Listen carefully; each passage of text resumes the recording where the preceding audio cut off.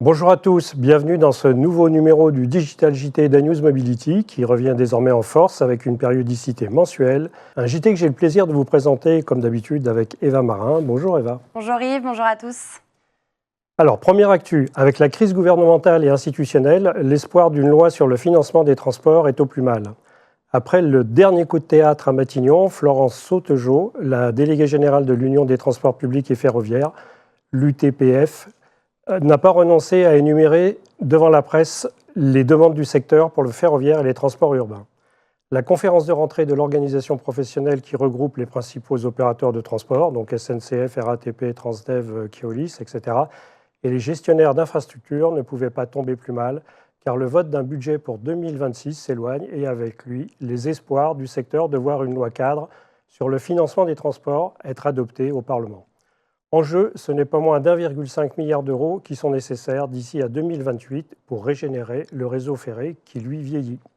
Même chose ou presque du côté des autoroutes. En effet, les autoroutes attendent leur nouveau modèle de concession.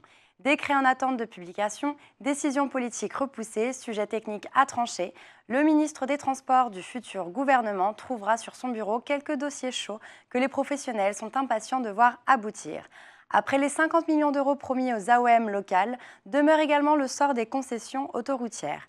Et l'heure des décisions politiques approche car les 7 principaux contrats de concession autoroutiers arrivent ainsi à échéance entre 2031 et 2036. Mieux vaut donc s'y prendre à l'avance, même si normalement c'est sur les autoroutes que l'on avance le plus vite. Passée sous pavillon japonais, la navette Navia présente un nouveau modèle qui est autonome. L'ex-pépite française Navia Mobility lance une nouvelle navette autonome, Evo 3. Elle peut circuler jusqu'à 30 km/h sur voie ouverte et sites privés, avec une autonomie de norme L4, c'est-à-dire sans opérateur à bord, quand la législation le permet, comme c'est le cas au Japon, où Navia est désormais bien implanté. Evo 3 intègre des capteurs secondaires indépendants qui, selon le constructeur, permettent une meilleure adaptation aux divers scénarios de conduite urbaine. Japon toujours, Toyota a créé une vraie ville du futur au pied du mont Fuji. Toyota a officiellement inauguré Woven City, sa ville de la mobilité installée à Susono, au pied du mont Fuji. Présentée comme une Smart City expérimentale, cette cité ultra connectée doit servir de laboratoire à Toyota pour tester des technologies de pointe. Véhicules autonomes, robots de service, intelligence artificielle et nouveaux systèmes de mobilité. Lors d'une démonstration, Toyota a présenté ses robots autonomes capables de livrer des courses ou de garer des véhicules, ainsi que des scooters électriques intelligents. L'ambition est claire, faire de Woven City une vitrine de la mobilité intelligente et de la ville durable. La deuxième phase du projet quadruplera la superficie pour atteindre 182 000 m² et accueillera environ 2000 habitants.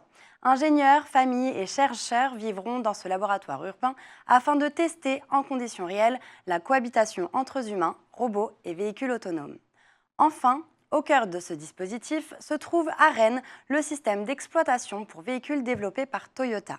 Déjà introduit sur le Toyota RAV4, il sera perfectionné à Woven City pour devenir la base logicielle des voitures connectées de demain. Alors maintenant, on passe à quelques brèves avant d'en venir aux chiffres. Le quasi-monopole sur le raffinage des minerais stratégiques, c'est en Chine. La demande en minerais critiques grimpe en flèche. Selon les experts, la production mondiale de cobalt, de graphite et de lithium pourrait par exemple être multipliée par près de 6 d'ici à 2050, afin de répondre au développement de l'ensemble des énergies vertes, tandis que les besoins en lithium et en nickel pour les batteries de véhicules électriques pourraient quant à eux être multipliés par plus de 40 entre 2020 et 2040. Et qui concentre actuellement environ les 2/3 des capacités mondiales de traitement-raffinage des principaux minéraux stratégiques, c'est la Chine qui l'emporte. Si l'extraction de ces minerais a lieu un peu partout autour du globe, Indonésie, Congo, Australie et Chili, la Chine assure aujourd'hui plus de la moitié du raffinage mondial de l'aluminium, du lithium et du cobalt, autour de 90% de celui des terres rares et du manganèse et 100% de celui du graphite naturel. En outre, plus du tiers de traitement mondial du cuivre et du nickel est réalisé en Chine. Alors, la Chine toujours, elle, mais cette fois-ci pour les terres rares. Près de la moitié des importations de terres rares de l'Union européenne provenaient de la Chine l'année dernière. La Russie arrivait en deuxième position avec une part d'environ 29%, tandis que la Malaisie occupait la troisième place avec environ 20%. Afin de réduire sa dépendance vis-à-vis de la Chine et d'autres pays, l'Union européenne a adopté en 2024 une loi sur les matières premières critiques dont l'objectif est d'extraire 10% des terres rares au sein de l'Union européenne et de couvrir 15% de la demande grâce au recyclage. De plus, aucun pays tiers ne doit couvrir plus de 65% de la demande. Pour rappel, les 17 métaux des terres dites rares sont utilisés dans de nombreuses technologies clés actuelles. Le premier plastique biodégradable produit avec du CO2, c'est bien réel. Un plastique biodégradable qui se décomposerait sans relâcher de particules de microplastique en cas de rejet accidentel dans la nature, c'est le pari tenu par le programme finlandais Carbon2X. Alors qu'un nombre croissant de projets visent à stocker du CO2 capté, provenant notamment d'émissions industrielles, Fortum Recycling and Waste a adopté une approche différente. Le dioxyde de carbone capturé devrait être utilisé comme nouvelle matière première au lieu de le stocker sous terre ou en le rejetant dans l'atmosphère lors de l'utilisation du carburant, juge Tony Rain, responsable de programme Carbon2X de la société. Ce programme vise à capter les émissions de CO2 provenant de l'incinération de déchets non recyclables et à l'utiliser pour produire différents produits, comme du plastique biodégradable. À ce stade de développement, Tony Rain estime que la production industrielle de plastique biodégradable pourra débuter à la fin de cette décennie. Alors, ChatGPT devient une véritable plateforme d'application. Parmi les grandes nouveautés de 2025, on peut d'abord mentionner l'arrivée des applications donc dans ChatGPT. Les utilisateurs peuvent désormais interagir directement avec des applications tierces comme Booking.com, Spotify, Canva, Coursera, Expedia, etc., etc., sans quitter la fenêtre de discussion. Une simple mention du nom d'une application dans une requête suffit pour l'activer. Pour les développeurs, un kit spécifique intégré leur permettra également de concevoir, tester et monétiser leurs propres applications. Le système repose sur des connecteurs vers des services comme Google Drive, SharePoint ou encore Dropbox et intègre des garde-fous qui filtrent les données personnelles et bloquent les comportements suspects. C'est tout du moins ce qu'on espère. ChatGPT franchit les 800 millions d'utilisateurs hebdomadaires. Sam Altman, CEO d'OpenAI, ne s'est pas contenté d'annoncer l'arrivée des applications dans ChatGPT. Il a également dévoilé une nouvelle étape pour ChatGPT qui atteindrait désormais 800 millions d'utilisateurs actifs chaque semaine. Selon lui, plus de 4 millions de développeurs travaillent aujourd'hui au quotidien avec OpenAI, tandis que le service traite plus de 6 milliards de tokens par minute via son API.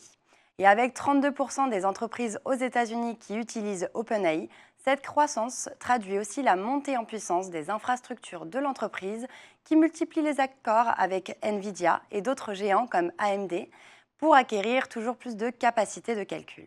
Alors, dernière information et d'importance, l'Allemagne a pris la décision de faire machine arrière sur la question de l'interdiction des voitures thermiques en 2035. On ne saurait terminer ce JT sans évoquer l'annonce faite donc par le chancelier allemand Friedrich Merz, qui déclarait « Mon objectif est clair, nous ne maintiendrons pas cette interdiction des moteurs thermiques sous sa forme actuelle. Et plus loin, nous ne devrions pas les interdire, nous devrions même permettre l'émergence de nouvelles technologies, et c'est bien cela mon objectif. Reste à espérer que d'autres pays, dont le nôtre, aient le courage de suivre cette voie pour développer la recherche du côté des alternatives au tout électrique et préserver ainsi l'industrie automobile européenne et ses millions d'emplois. Si vous voulez en savoir plus sur les mobilités, c'est simple. Rendez-vous régulièrement sur anewsmobility.fr dans nos différentes rubriques. N'oubliez pas de vous abonner à nos newsletters qui sont hebdomadaires, ainsi qu'à notre désormais présence quotidienne sur LinkedIn. Les liens pour toutes ces sources d'informations s'affichent ici en bas de votre écran. Merci encore à toutes et à tous et à très bientôt pour un nouveau JT en compagnie d'Eva. À bientôt.